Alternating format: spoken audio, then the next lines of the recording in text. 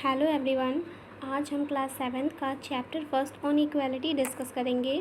So be ready.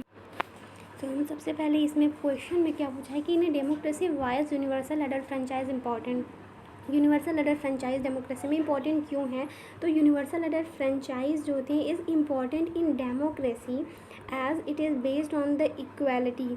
Because क्या होता है कि ये बेस्ड होती है इक्वालिटी पे। और यूनिवर्सल अडल्ट फ्रेंचाइज का मतलब होता है कि जो होती हैं जितने भी लोग 18 ईयर्स के अबव हैं उनको वोटिंग राइट्स हैं।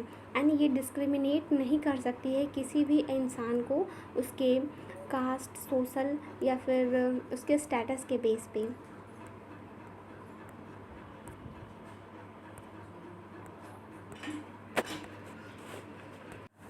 तो यहाँ पे इसका सिंपली मतलब यही है कि यूनिवर्सल अडल्ट फ्रेंचाइज जो होता है हमारा एक सिस्टम होता है जो हमारे डेमोक्रेसी में इम्पॉर्टेंट है, क्योंकि ये जो होती है बेस होती है इक्वालिटी का। इसमें जो होते हैं जितने भी लोग, जितने भी एडल्ट जो कि 18 के ऊपर हैं या 18 हैं सिटीजन्स हमारे कंट्री के, उनको वोट करने का राइट्स है।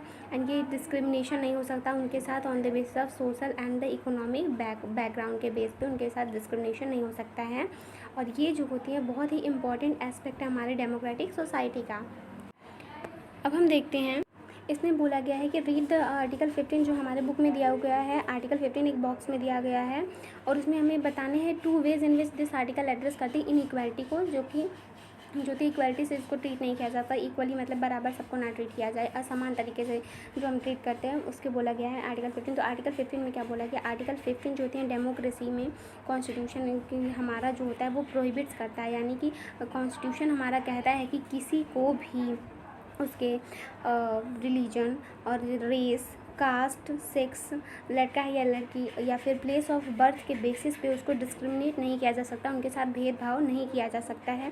और 2 ways in which this article address करते हैं इनइक्वालिटीज़ को। 2 तरीके हैं जिससे कि ये आर्टिकल 15 जो होता है हमें बताता है इनइक्वालिटी के बारे में एड्रेस करता है। ये पहला वे क्या है? ये बताता है कि it states that state does not discriminate against any citizen on the ground of religion, race, caste या place of birth any of them and no citizen shall be subject to any disability. में पहला तो कि वो किसी भी कोई भी इंसान के साथ हम असमान व्यवहार नहीं ट्रीट कर सकते हैं उसके रिलीजन, धर्म, उसके कास्ट या फिर उसके जन्म के स्थान के बेस पे।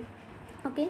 और ये दूसरा बेसिस हमारा ये है कि कोई भी सिटीजन्स जो होती हैं अगर डिसेबल है या फिर कुछ उसको प्रॉब्लम है कास्ट या रेस, रिलीजन, इन सारी चीज़ों से, तो फिर उसको कोई भी रेस्ट्रिक्शन नहीं लगाया जा सकता कि हाँ तुम इस कास्ट के हो, छोटे कास्ट के हो तो तुम्हारे ऊपर ये रेस्ट्रिक्शन है। क्योंकि पहले के टाइम पे ऐसा होता आया था कि वो पहले के जो छोटे कास्ट के लोग होते थे उनको कुएँ से पानी लेना नहीं अलाउ था, उनके साथ बहुत इनइक्वालिटी होती थी, बहुत ही ज़्यादा डिस्क्रिमिनेशन होता था।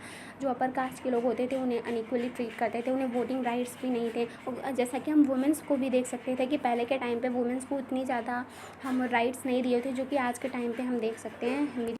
और हम 4th क्वेश्चन देखते हैं तो उसमें क्या पूछा हुआ है कि what do understand by all person are equal before the law.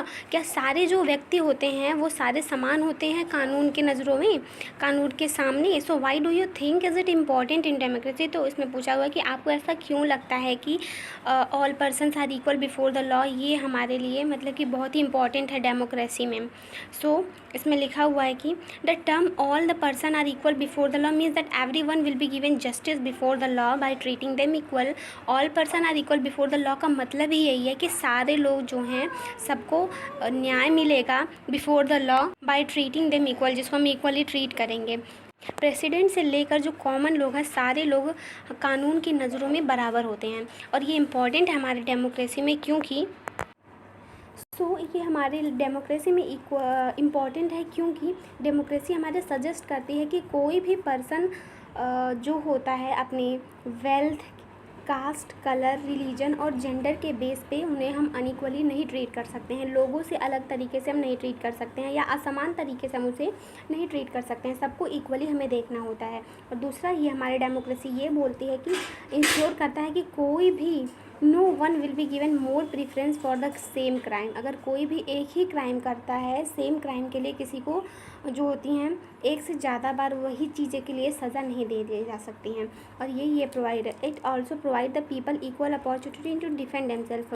Democracy जो होती है हमारी वो लोगों को इक्वल अपॉर्चुनिटी देती है कि अपने आप को डिफेंड कर सकें, यानी अपने आप को बचा सकें, पब्लिक कोर्ट में जा कर के irrespective of their socio-economic positions के according, and also reflect the true nature of democracy.